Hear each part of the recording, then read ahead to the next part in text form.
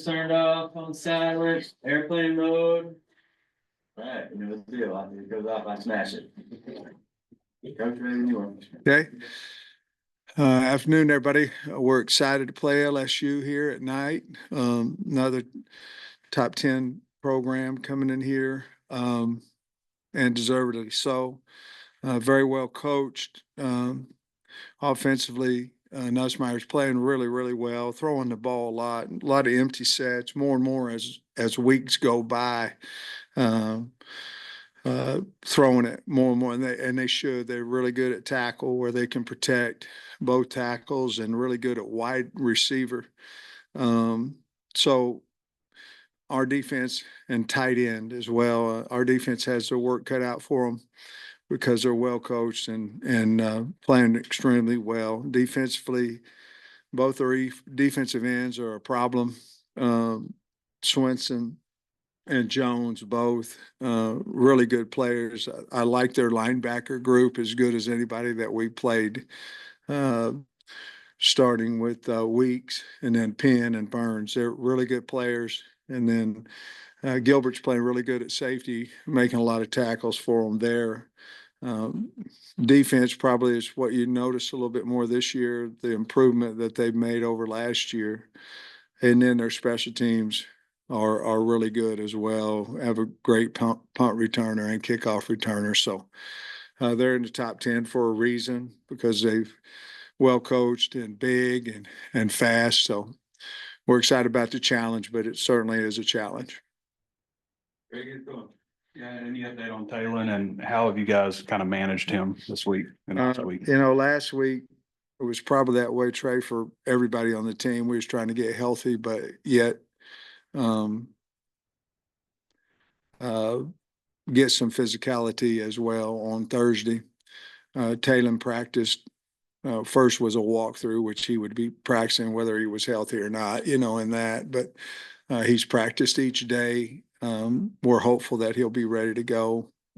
So I feel like he will, but we'll have to wait and see a little bit more. I probably know a little bit more about Tuesday, Wednesday, but we're hoping that he's ready to play, and we think he'll be able to.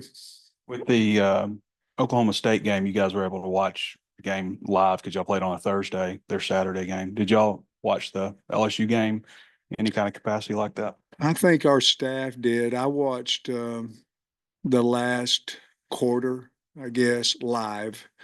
Certainly, obviously came in yesterday and watched all of it, but I think most of our staff did. I didn't see it. I was at a concert. I'm gonna catch hell for that too. But by the way, so you guys know, we get the tape, and I can watch it and every rep like 50 times if I wanted to. My wife wanted to go to a concert, so I went. So y'all have fun with that. Tracy Lawrence. He was good. Just other injury updates from you, Coach. Patrick Kudus, you mentioned him last week. Miguel Mitchell, Jalen Braxton, Rodney Hill. Okay. All at you at once. Who'd you say? Kudus. Practice. We'll practice this week. Hopefully he'll be available on Saturday. Miguel will be ready. Who else did you say? Jalen Braxton. Braxton, I don't think he'll be ready this week. And probably Rodney Hill will be out as well. Okay, cool. And then as far as LSU's passing game, Ole Miss was able to keep Garrett Nussmeier pretty off balance for most of the game until the end there. Just how do you guys kind of emulate that? What did you see them do that might work? Well, they tried a lot of different things. They got pressure on him. He moved up in the pocket there on that last one, threw a dart to tie the game. He is a little bit scary scrambling as well, but he knows where his pocket is. He's good in the pocket. As this may sound, they want to throw the football, but we have to stop their running game. I mean, we have to. They can't have both of them, or we'll be in trouble. So they got a few few plays in the running game, got outside of contain, went for 20 or 30 yards a couple times. So, we have to get them. They'll want to be in 5 wides, but we need to get them to throwing the football, and hopefully, we can pick a few of them and get to them and get some negative plays. But that's when Ole Miss was having success. They won first down basically, and when they didn't, they didn't have as much success. And LSU got 2 fourth-down conversions on that last drive, and it's hard to do, but Nussmeier and the receivers did a great job. Well, the whole team, but they did a nice job of catching the ball, and he did a great job of stepping up and throwing it. It's a rarity to play back-to-back top 10 opponents, but you're doing that. And I wonder if like the emotional high that you have to achieve, or you don't have to, but you achieved to win last time.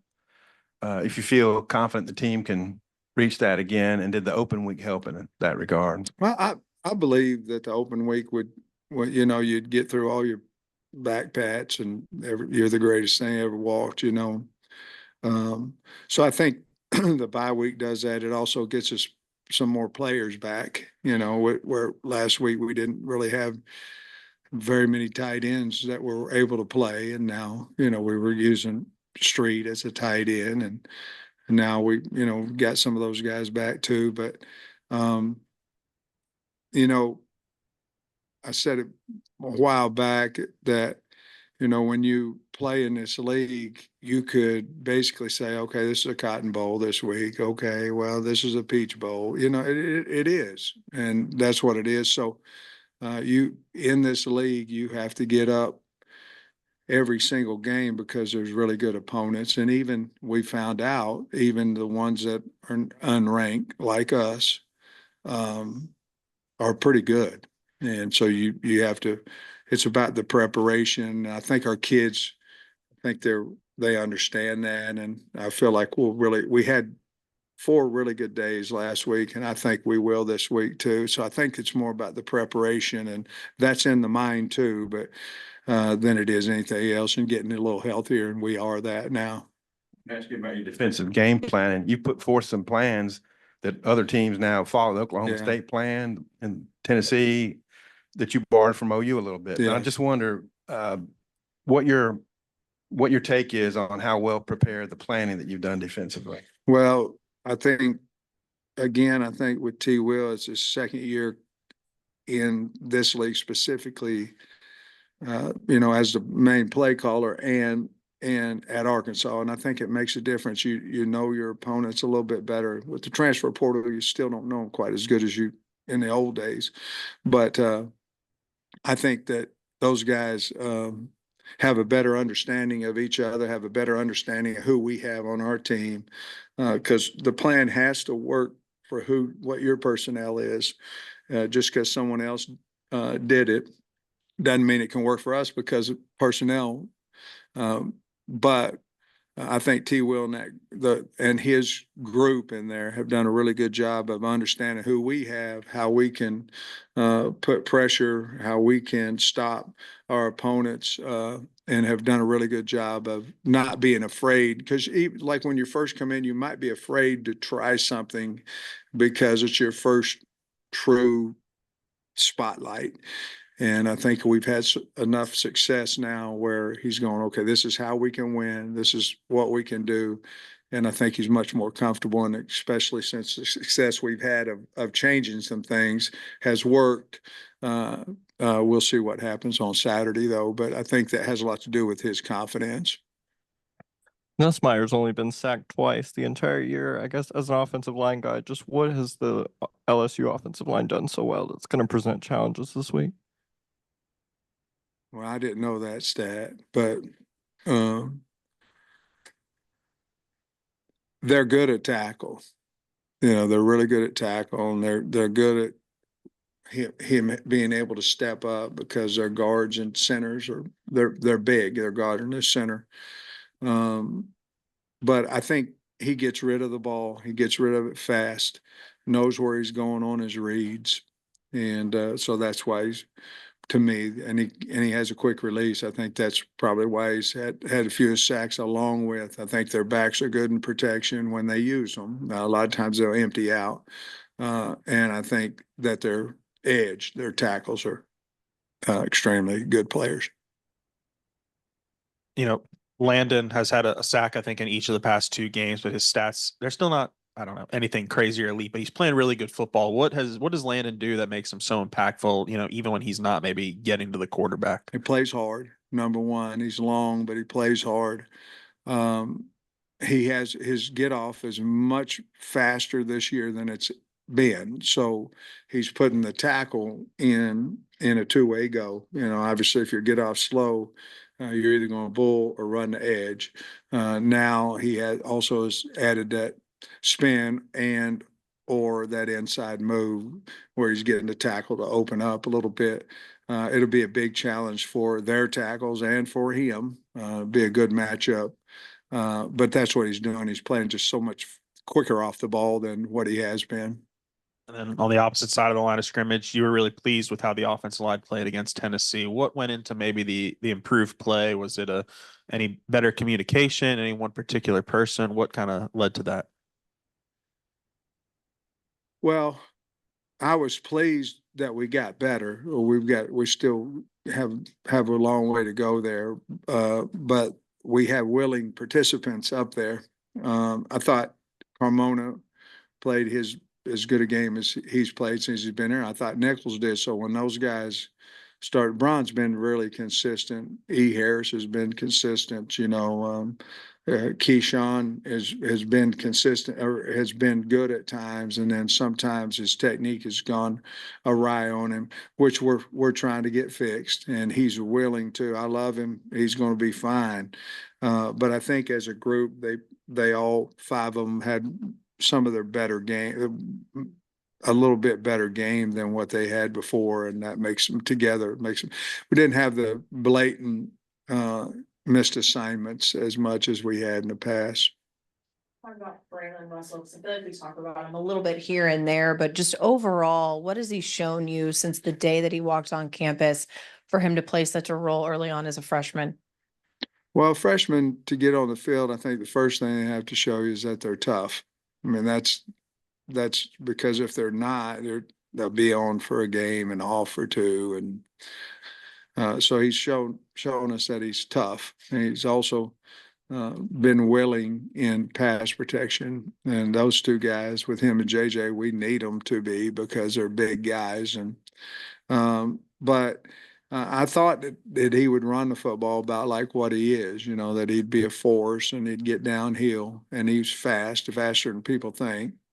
But, you know, we went from spring ball to, well, he may help us in a year, to middle of spring ball. Hey, man, he might be 3 or 4, you know, now, and then to the end of spring ball, he's one of our top 3 backs. And then, so each week we've just, and I think we showed off, I can't remember who we brought him in against. It might have been Auburn or maybe UAB here, where we brought him in. His first carry was on the 2, I think, for a touchdown. And so that's told him and everybody else that we have belief in him. But the bottom line is he's run the ball hard, and we expect him to increase each week in his production.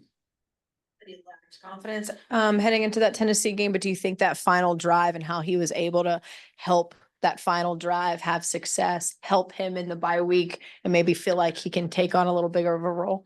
Yeah, I think anytime somebody has success, that it you know, half the game is in the mind, and how do you feel about yourself and confidence and all that. And I think that certainly had to help him, along with that it helped the guys blocking for him, you know, that they feel like, so all that kind of collides in 11 people. But it started with him running over a guy or 2 in that last drive, I think. Question about Brilin, just the maturity he maybe have that might be a bit older than his years as a freshman. Yeah, you know, he's always kind of been that way, and hadn't said a whole lot when he speaks. He's thought about what he's going to talk about. But yeah, I think that's just from his mother and father and the raising that the upbringing that he's had, but he's very mature for his age and attacks practice that way as well. Game since you've been here with LSU has been a 3-point game, one way or the other. You probably see another game just like that this weekend. I believe it's going to be a close game. They have a really good team, and so do we. And so I think it'll come down to turnovers or whatever. You know, we've got to play a smart game, physical game, because they're very, very physical. But we have high respect for them. But I think it'll be one hell of a game to come watch. Coach, you said you hope to have Kudus available. Does that mean he could play? Yeah, means he could. He certainly could. He's still having some pain in his back, and we've got to eliminate that before we put him out there. But he practiced all 3 days last week, but of course one of them was a walk. But Shift things around. How would you? Man, we're working on that one, Trey. So we'll have to see if he's available first. Is that what you meant? You might have just been speaking in generalities on Wednesday, but you said bye weeks are for position moves and things like that. Was that anything like that, or maybe something? Oh, it else? could have something to do there, you know, if he's available. But he, you know, he's got to earn the right to get on the field through his practice first.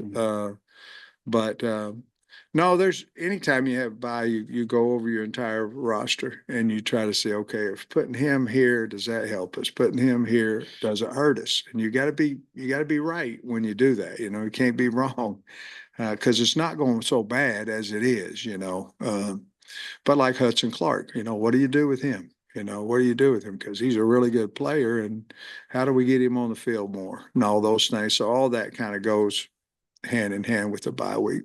I know you guys shorten practices a little bit, but a lot of times coaches will use bye weeks and scrimmage players who don't play much or anything. Any of that, and anybody stand out? No. You know, what's happening nowadays, you have several different things going on. One of them is I want a red shirt. You know, I want a red shirt because for whatever reason. So now you lose 2, 3, 4, which we've lost a couple guys. And then you're sitting here going, well, you're trying to get people healthy, but yet you're willing to go out and crush your scout team, your exchange guys, to get them more of a look. We played 59 players, I think, last week. We are depleted, like probably a lot of people on scout team. So we decided not to do that because obviously anytime you lose somebody, that puts stress on others, and they have to go 8 plays in a row instead of 4 or 10 plays in a row. And so as much as I hate that, because we used to do that, we weren't able to do it this one. Would we do it the next one? I don't know. It depends on the health of the team. But those kids always like to do it, and we do too as coaches. But we just felt like right now, because of where we were, you know, the injury list about that long, and we kind of wanted to shrink it a little bit, so we didn't do it. I'm not sure if Koshki was on Christina's list, but what's his? Yeah, he's ready. Thank the Lord. It's good for him. All right, and then you played 3 redshirt freshman quarterbacks in a row with Auburn, A&M, and Tennessee games. Now you're facing a guy who's been through it a little bit more. How does that maybe play into the calculus of how you defend them? Well, along with they can protect him, and he's got really good wideouts and tight ends. It will affect what we try to do against him. We have high respect. He's a really good thrower. But those other guys you're talking about, besides Marcel Reed, you know, because he hadn't had as much game time even this year. You know, he didn't start as a starter. We thought those other guys, and we thought he was too, because they all 3 were really good players, are really good players. It's probably still the same thing. You got to move the guy from where he wants to throw the ball from. You have to get in his face. You have to push the pocket. We just know that Nussmeier's older and with that sometimes becomes wiser, you know, and so I don't know how much it'll affect it though, to be honest with you. This question's from Andrew Hutchinson. He wanted to know about if there have been any redshirt decisions that were made that you know of. No, none at all. Just you've been doing it now for I guess 3 weeks. Just thoughts on the SEC availability report. Has it made any difference? You know, you got knowing also which players might be out for the other team that you're going up against. Well, I still think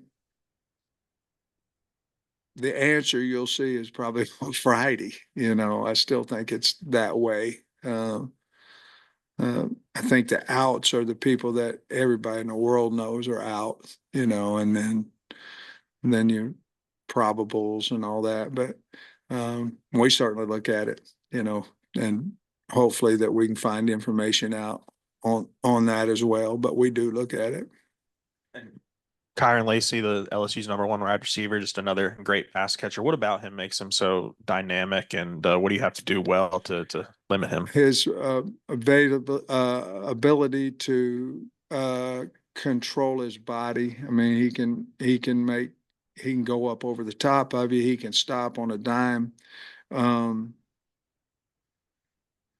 Probably that, his route running. He's got everything, but he can. You know, it's amazing they replaced who they had with other great wide receivers, but you know, him catching the back shoulder there at the end, really good play. The thing about Lacey is if you look at that game, and I don't know what it was, maybe play 15, 14, 21, somewhere in there. I mean, it looks like he gets hit. It looks like he can't even come back. And 2 plays, he goes out of play, comes back, so he must be tougher to nail, you know. But he came back and then caught, I don't know how many balls, a bunch in the game in the winter. But it's just his ability. He got natural ball skills, but he can control his body as good as anybody I've seen. Do you consider yourself having a secret weapon with Devin Bell? Because that last punt that he kicked Yeah. was 66 yards. It flipped the field 27 yards and made it, you know, a lot more manageable with Malachi because we started on what, the 41 or 42 yard line. So Yes, is he that good? yes. He looks that good. Well, the other thing too, he's infectious. I mean, the guy's got the greatest personality of anybody. And he's just a lot of fun to be around. But yeah, I mean, those last 2 punts flipped it, and they were really big. But I love the kid. I love him, and he's just such a positive guy. Brings a lot of energy to our team. Coach, appreciate you. All right, guys.